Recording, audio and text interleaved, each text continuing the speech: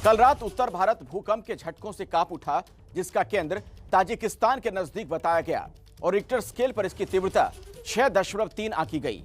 देश की राजधानी दिल्ली और एनसीआर के इलाकों में भी तगड़े झटके महसूस किए गए। देश की राजधानी भूकंप के लिहाज से खतरनाक मानी जाती है, तो क्या दिल्ली एनसीआर किसी बड़ी तीव्रता वाले भूकंप को झेल पाएगा? आप देखिए यह रिपोर्ट।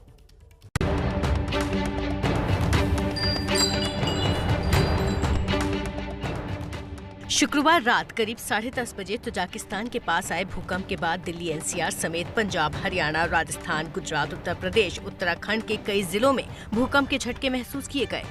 जगह जगह लोग घरों से बाहर आ गए और राजधानी दिल्ली समेत एनसीआर में भी इन झटकों से किसी नुकसान की आशंका से डरे लोग परिवार समेत अपनी इमारत से बाहर आ गए।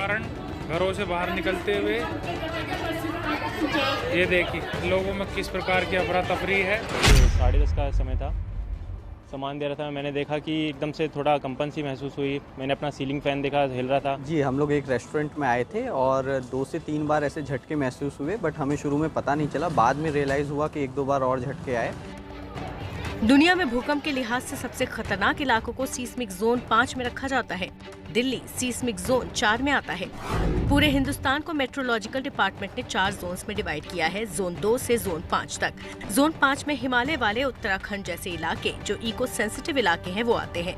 जोन 4 में वो इलाके हैं जो सीस्मिक एक्टिविटी से कभी भी इफेक्ट हो सकते हैं, स्ट्रक्चरल डैमेज हो सकता है। इनमें दिल्ली आता है। जोन 4 में जो भूकंप की इंटेंसिटी हो सकती है वो रिक्टर स्केल पर 8 हो सकती है और ये बहुत तबाही मचा सकती है। अब अगर हम दिल्ली की स्थिति के बारे में करें, जिससे जो हम ये जोन डिसाइड करते हैं, उसका मतलब है यहाँ पे कुछ ऐसे फैक्टर हैं जो कि भूकंप प्रोड्यूस कर सकते हैं, जिन्हें हम फॉल्ट सिस्टम कहते हैं। तो दिल्ली में खुद फॉल्ट सिस्टम है, जैसे महेंद्रगढ़ देहरादून फॉल्ट है, सोना फॉल्ट है, बहुत सारे हैं फॉल्ट, जिसमें कि दिल्ली टेक्टोनिक हमारा सेटअप है उसके ऊपर हुआ है। और हमारा दिल्ली हिमालय के पास में भी है, करीब 3 से 4 किलोमीटर में हिमालय है। और हिमालय जोन 5 जैसा हमने बताया कि काफ़ी सेस्मिक एक्टिव जोन है। कल जो भूकंप आया था वो इसी तजाकिस्तान में आया, इसी के हिंदुकुश एरिया, इसी से संबंधित जोन में है। तो ये जो है, चूँकि दिल्ली पास में होने की वजह से अगर वहाँ भी कोई बड़ा भूकंप आ जाए, जिसकी की संभावना है, प्रेडिक्शन किया है, कब आएगा ये तो हमको नहीं मालूम, क्योंकि हम प्रेडिक्ट नहीं कर ऐसा नहीं बता सकते हैं। लेकिन देयर इज पॉसिबिलिटी, माने संभावना है कि वहाँ पे एक सेस्मिक जोन है, माने सेस्मिक गैप है, जहाँ के 8 के आसपास या 8 से बड़ा भी भूकंप आ सकता है। तो अगर वहाँ कोई भूकंप आया तो दिल्ली को प्रभावित करेगा। और अगर ऐसा हुआ तो क्या दिल्ली पे मंडरा रहे 8 रिक्टर पैमाने के भूकंप के लिए दिल्ली एनसीआर तैयार है? 2011 में गुजरात के भुज में रिक्टर स्केल 7.7 तीव्रता का भूकंप आया था, जिससे भारी तबाही हुई थी और इससे 250 किलोमीटर दूर अहमदाबाद में भी तबाही हुई थी। ऐसे में भूकंप जोन 5 में पड़ने वाले हिमालय में अगर बड़ा भूकंप आता है तो उससे दिल्ली एनसीआर में भी भारी तबाही होगी। तो दिल्ली के जो मास्टर प्लान है उसमें ये प्रोविज़न किया हुआ है कि जितनी भी दिल्ली में बिल्डिंगें बनेगी, इंफ्रास्ट्रक्चर प्रोजेक्ट्स बनेंगे, जिसमें मेट्रो भी आता है, हाईवेज आते हैं, फ्लाईओवर्स आते हैं, वो सीस्मिक जोन 4 को ध्यान में रख के बनाए जाएंगे। और उसकी सेफ्टी के प्रोविज़न के लिए जब स्ट्रक्चरल डिज़ाइन होगा, इनफैक्ट सीस्मिक जोन 5 के हिसाब से होगा कि अगर कभी और ऐसी इमरजेंसी आ गई तो वो स्ट्रक्चर सेफ रहे। तो 2001 में दिल्ली के बिल्डिंग बाय लॉस मॉडिफाई हुए थे, और ये मॉडिफाई हुए थे हाई कोर्ट के कहने से, क्योंकि जब अर्थक्वेक आया था गुजरात में, बड़ा भारी, कच्छ में और कई जगह पे आया था गुजरात में, तब लोगों ने कहा था कि दिल्ली तो सीस्मिक जोन 4 में है, गुजरात जैसी स्थिति इसकी भी है, तो इसमें क्या स्ट्रक्चरल सेफ्टी के आस्पेक्ट ऑब्जर्व हो रहे हैं। तो उसको ध्यान में रखते हुए बिल्डिंग बाय लॉस मॉडिफाई थे 2001 में। इस बात को 19-20 साल हो गए हैं। और अब हाल ये है कि चाहे दिल्ली में बसे पुराने घर और इमारतें हों या फिर राजधानी से जुड़े एनसीआर के इलाके, बड़ी बड़ी बिल्डिंग्स पर भी खतरा मंडराता है। जब भी भूकंप के झटके आते हैं, चाहे हल्के हों या बड़े, लोग तेजी से इमारतों से उतरकर सुरक्षित जगह पर पहुंचते हैं। हाँ, दूसरी चीज़ जो हाई राइज का बिल्डिंग आपने कहा, तो इससे भी डरने की ज़रूरत नहीं है। हाई राइज का मतलब ये नहीं है कि भूकंप आएगा तो टूट जाएंगे। अगर आपने उनको हाई टेक्नोलॉजी जो है, उनकी टेक्नोलॉजी है, अगर उसके आधार पे आपने बनाया है तो उसमें भी कोई दिक्कत नहीं है। जैसे आप बड़े बड़े शहरों में देखिए, कैलिफोर्निया का एग्जाम्पल ले लीजिए, वो फॉल्ट के ऊपर बसा हुआ है और बहुत बड़ी बड़ी बिल्डिंग है।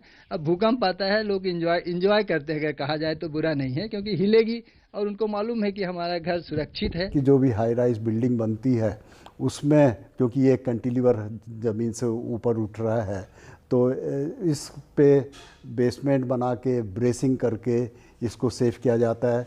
तीसरा, इसमें पाइल फाउंडेशन जनरली दी जाती है हाई राइज बिल्डिंग में, जो कि कम से कम 50 फुट या इवन 80 फुट 70 फुट, जब तक रॉक बेड नहीं मिलता तब तक वो नीचे जाती हैं।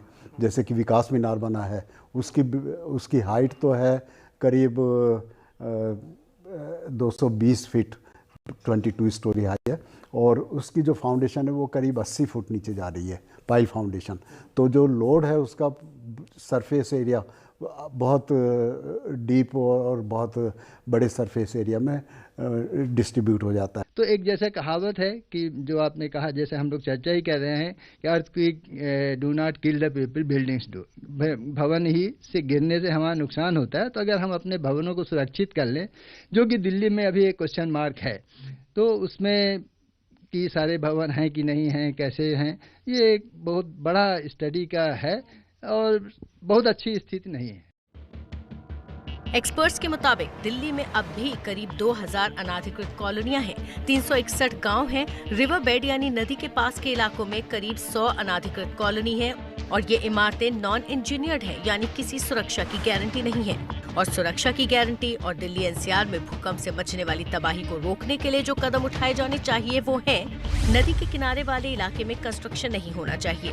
अगर निर्माण करना भी पड़े तो उसका सीस्मिक जोन 5 के हिसाब से स्ट्रक्चर होना चाहिए, न कि जोन 4 के हिसाब से। ध्यान रखा जाना चाहिए कि इस्तेमाल की जा रही जमीन, पुल, कॉलोनी की लोकेशन यानी स्थान क्या है। बिल्डिंग या कोई प्लान अप्रूव होता है तो उसमें सीस्मिक स्ट्रक्चरल सर्टिफिकेट जरूर जमा किया जाना चाहिए। और दिल्ली में ये लॉ है कि 2001 से पहले की बिल्डिंग है, मतलब 20 साल पुरानी जितनी बिल्डिंग है उसका स्ट्रक्चरल सेफ्टी सर्टिफिकेट आवश्यक है, या वो इंजीनियर्ड हैं या नॉन इंजीनियर्ड है, सबका। तो इस तरह की करीब 30 लाख बिल्डिंग ऐसी हैं, जैसे कि 20-25 लाख के करीब बिल्डिंग है तो विलेजेस में हैं, पहाड़गंज और करोल बाग जैसे पुराने एरियाज़ में हैं। फिर हमारे 361 अर्बन विलेजेस हैं जो दिल्ली में, जहाँ पे कि बिल्डिंग बनाती, कोई बिल्डिंग प्लान अप्रूव नहीं कराता है। और इसके अलावा करीब 8-10 लाख बिल्डिंग ऐसी हैं जो 2001 से पहले की बनी हुई हैं पर ऑथराइज्ड हैं, प्रॉपर कॉलोनीज़ में बनी हुई है। लेकिन वो भी टाइम के साथ, क्योंकि स्ट्रक्चरल सेफ्टी के जब तक प्रोविजंस नहीं आए थे, सीस्मिक सेफ्टी के प्रोविजंस नहीं आए थे बिल्डिंग बायलॉज में 2001 से, उसके पहले की बिल्डिंगों को स्ट्रक्चरल सेफ्टी का सर्टिफिकेट देना आवश्यक है। और इस सिलसिले में नगर निगमों ने जून 2020 में नोटिफिकेशन इशू किया था कि अगर किसी की बिल्डिंग 2001 से पहले की बनी हुई है तो उसे 6 महीने के अंदर स्ट्रक्चरल सेफ्टी का सर्टिफिकेट देना आवश्यक है।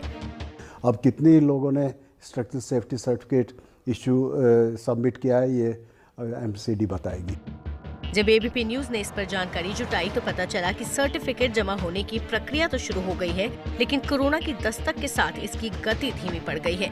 यानी भूकंप के खतरे को टालने के लिए एक कदम उठ चुका है, लेकिन कई और फैसलों पर ध्यान देना होगा ताकि दिल्ली एनसीआर पर मंडरा रहे भूकंप के खतरे से निपटने के लिए राजधानी तैयार रहे।